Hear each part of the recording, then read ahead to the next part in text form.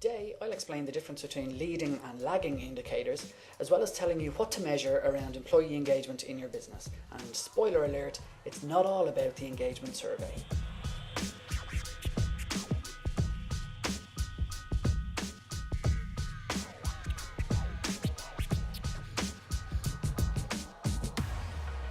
Hello and welcome to episode number 7. Now, in the last video, I explained that your people are going to have to go through the two important phases of understanding and then trust before they feel empowered to use the tools that you're going to put in place. So, although the next step for them is to complete the training and start using those tools, I'm going to save those for the next episode because, first of all, you're going to need some important measures in place. After all, if you want to be successful, you have to know what you're aiming for. So let's start this video with my take on the importance of measurement and how to measure the right things in the right way.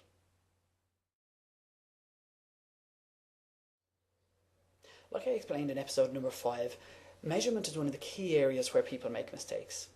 Either they're not measuring anything at all, or they're very busy measuring lots of different things, and often the wrong things altogether. Now, you've probably heard of the phrase, what gets measured gets done. Now, for me, there's more to it than that. Let me explain. If, for example, I have a stone of body fat to lose, I'm going to need to record some numbers. Otherwise, how will I know if I'm making progress? How will I know if I've reached my goal? So measurement is, of course, important. Now, there are lots of things that I could measure in that situation. I can measure my weight on the scales. I can measure my body mass index, my body fat percentage, my waist size, all sorts of numbers. And if I like, I can collect those numbers every single day. But the problem with this is that these are all what we call lagging indicators. They only tell me after the fact whether I've been successful. They don't do anything on their own to move me closer to my goal. Measuring my waist size or measuring my weight on the scales doesn't in itself actually cause me to burn any body fat. If I really want to shift that body fat, I need to shift my attention and measure the leading indicators. In other words, the things that will actually drive the results. So rather than measuring the outputs or the results, I need to measure the inputs or the activities that drive those results. So if I want to shift that fat, I need to measure how many push-ups I can do, how many calories I'm eating, how far I can run without stopping, and so on.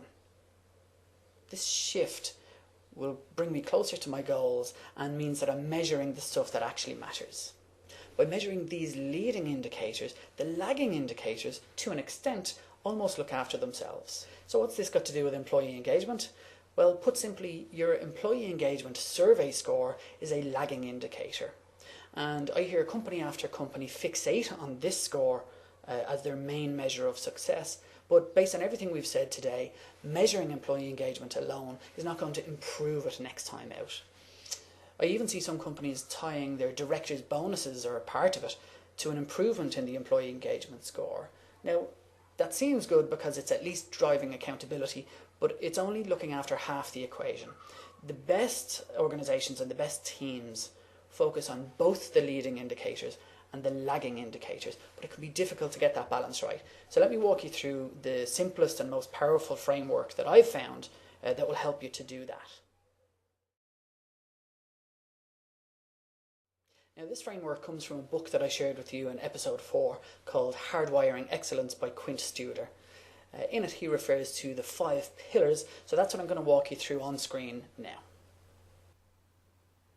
So every business exists to make a healthy, sustainable profit, and preferably to grow and make even more profit. But we have to start by accepting that these profits don't make themselves. We know from all the previous episodes in this series that an engaged workforce will be far more likely to look after the customers, clients, or patients, and will invariably have much higher levels of compliance, health and safety, and productivity.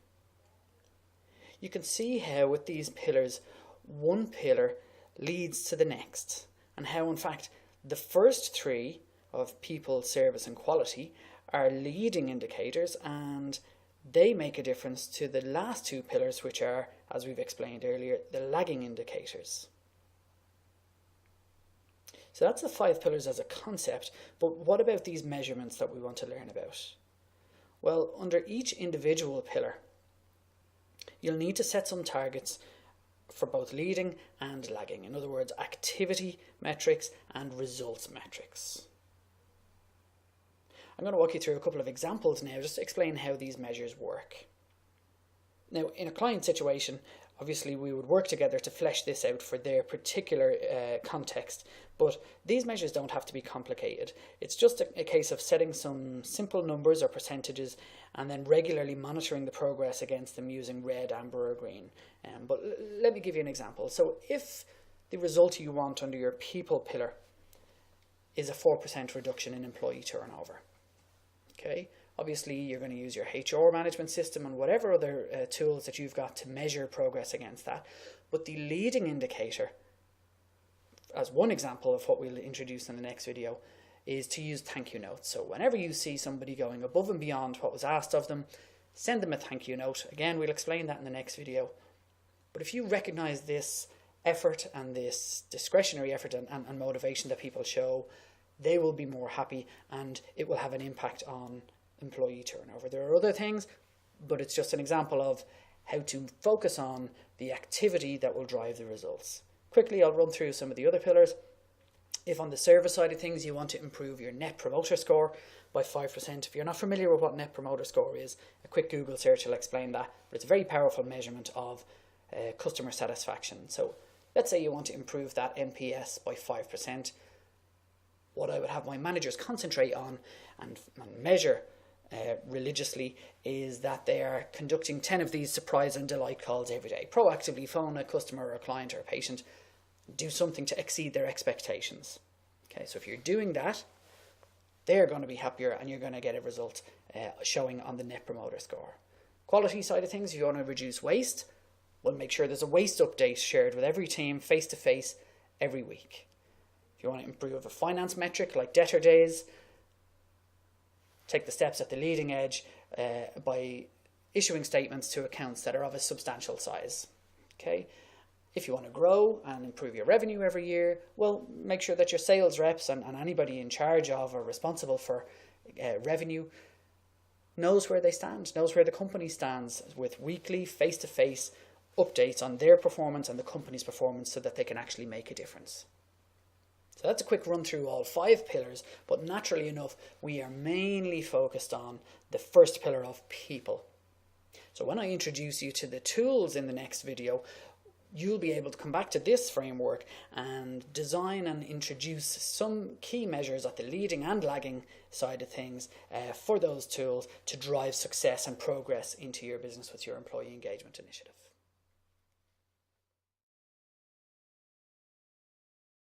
Well, that's my take on measurement, but it is a hot topic and it's very hard to get it right. So I'd love to learn from you what you've done in the past and what has worked and maybe not worked.